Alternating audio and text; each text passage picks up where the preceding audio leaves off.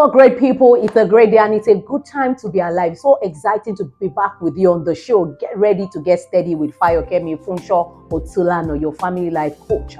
We started this series the other time and we are talking about 6 essential conversations singles must have about words must have before they say I do.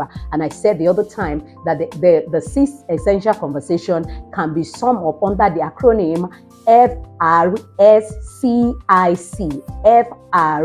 FRSCIC. And I said the first letter is finance, and we have dealt with that. Today I'm back to discuss the next letter, which is R. R stands for roles and responsibilities. It's under this conversation you are going to talk about things like expectations. I want to say that two people coming together to get married are two people coming from two different nations to form a unique and sovereign nation. And so since you are coming from a different nation and your partner is also coming from a different nation, their roles and expectations might be different from yours. So it's important that you talk about it before you say I do, so that you will not get the shock of your life after the wedding. What are the roles and responsibilities you should talk about? You should talk about parenting roles. You should also talk about house chores.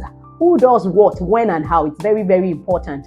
There are some settings that it's unheard of for a guy to help out in the kitchen. And if you are a lady who is hoping that you are going to get married to a world-class person who will be there for you, who will stay with you, whether you are in the kitchen or you are in the living room, then it's important that you have this conversation. So under roles and responsibility, you are going to talk about things like aspirations, expectations. You are going to talk about your career goals and your career expectations. After getting married, some ladies will be shocked when the guy say, no, I can't allow my babe to work. It's important you talk about it before you say I do. And so that is for the R under FRSCIC.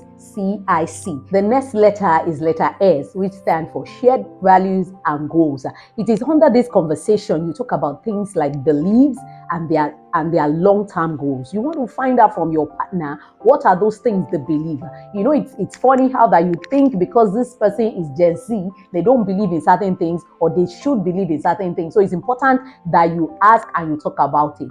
What is their belief about parenting? What is their belief about money making and all of that? You also want to find out what is their long-term goals, even for this relationship, because there are some relationships that are not going anywhere. It's only one person or one side of the relationship that believe that this is going to end up in marriage. And so it's important that you talk about it. Talk about your expectations, talk about your aspirations under shared values and goals. What are your values? What are those things that you stand for? What are those things that you cannot change? I call them untradables. What are those values? Your value is what you stand for. And they said if you don't stand for anything, you fall for anything. So you want to find out what from your partner, what are their own values? Do you have shared values? Do you have shared goals?